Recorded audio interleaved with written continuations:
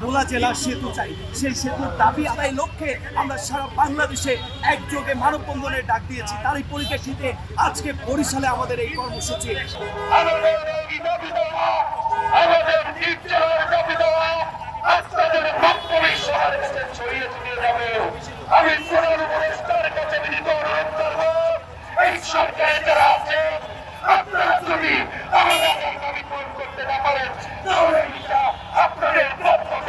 আজকে আমাদের বরিশালের যত সাধারণ শিক্ষার্থীরা আছি, আমরা বরিশালবাসী এবং ভোলাবাসী সবাই মিলে আজকে এখানে একত্রিত হয়েছি।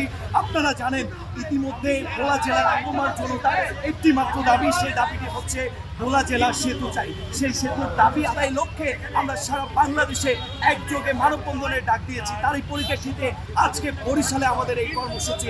আমাদের একটা মাত্রই দাবি, অতি শীঘ্রই আমাদের এই ভোলা বরিশালের এই দাবিটি পূরণ করতে হবে। এই দাবি পূরণের লক্ষ্যে আগামীতে যদি আমাদের এই দাবি পূরণ না হয়, তাহলে সারা বাংলাদেশে আমরা আরো শক্তিশালী মানববন্ধন কর্মসূচি ঘোষণা করবো ইনশাল্লাহ। কয়েক যুগ ধরে আমরা প্রায় দাবি জানিয়ে আসছি বিভিন্নভাবে বিভিন্ন জায়গায়, কিন্তু আজ পর্যন্ত এই দাবিটি আমাদের বাস্তবায়ন হয়নি। আপনারা জেনে থাকবেন, জেনে সবচেয়ে বেশি খুশি হবেন যে আল্লাহর রহমতে মহান আল্লাহর দরবারের আমাদের থেকে আমরা এরকম কিছু পেয়েছি গণতন্ত্রের, যে ভোলায় সম্পদে ভরপুর, প্রাকৃতিক সম্পদের একটি আখড়া আমাদের ভোলা।